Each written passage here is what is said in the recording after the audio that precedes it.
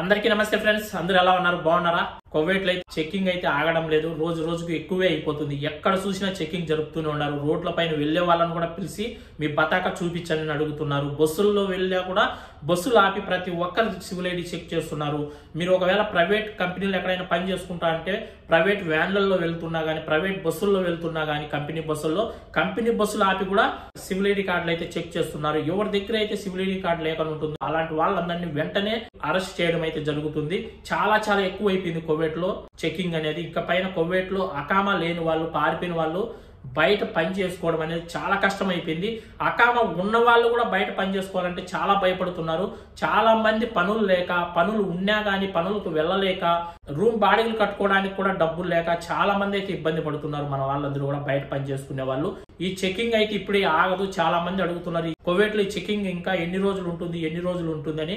Checking అయితే ఇప్పుడే ఆగదు. కోవిడ్ లో ప్రతి ఒక్కరిని అకామా లేని వాళ్ళని పట్టుకునేంత వరకు మేము ఈ చెకింగ్ ఆపమని కోవిడ్ గవర్నమెంట్ అయితే తేల్చి చెప్పింది.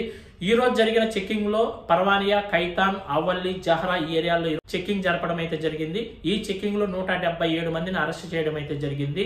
అకామా లేని వాళ్ళను, క్రిమినల్ కేసు ఉన్న వాళ్ళను, ఇలాంటి వాళ్ళందరినీ కూడా అరెస్ట్ చేయడం అయితే జరిగింది.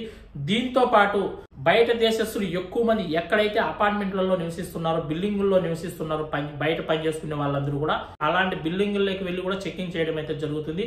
ఆ బిల్డింగుల్లో సౌకర్యాలు సరిగ్గా లేకుండా ఉన్నా, ఆ బిల్డింగులు పురాతనవి అంటే ఒక 50-60 సంవత్సరాల బిల్డింగులు అయి ఉంటే అలాంటి బిల్డింగులకు కరెంటు కూడా తీసేయడం అయితే జరుగుతుంది. కరెంటు తీసేసి ఒక పేపర్ కనిపించి వెంటనే ఈ బిల్డింగుల్లోంచి మీరందరూ ఖాళీ చేయాలని కూడా మున్సిపాలిటీ వాళ్ళు చెప్పడం అయితే జరిగింది. అందువల్ల చాలా మంది అలాంటి బిల్డింగుల్లో ఉన్న వాళ్ళు ఖాళీ చేసి మళ్ళీ బయట వేరే బిల్డింగుల్లోకి వెళ్ళాలన్నా అక్కడ రూములు దొరక్క చాలా మంది అయితే బయట పనిచేసుకునే వాళ్ళు ఇబ్బంది పడుతున్నారు. ఇప్పుడైతే ఈ విధంగా బిల్డింగుల్లోకి వెళ్ళి ఎందుకు చెకింగ్ చేస్తున్నారంటే, మొన్న రీసెంట్ గా మంగాఫ్ లో ఒక అగ్ని ప్రమాదం జరిగింది కదా. ఆ అగ్ని ప్రమాదంలో 50 మంది ఇండియన్స్ చనిపోయారు కదా. అందువల్ల చాలా బిల్డింగులు సరిగ్గా లేవు, ఈ బిల్డింగుల్లో సౌకర్యాలు సరిగ్గా లేవు అనే ఉద్దేశంతో ప్రతి ఒక్క బిల్డింగు చెక్ చేసి ఎక్కడైతే బయట దేశస్తులు ఎక్కువ మంది పనిచేసుకునే వాళ్ళు నివసిస్తున్నారో అలాంటి బిల్డింగులకు అన్నింటికి కూడా కరెంట్ అయితే తీసేస్తున్నారు.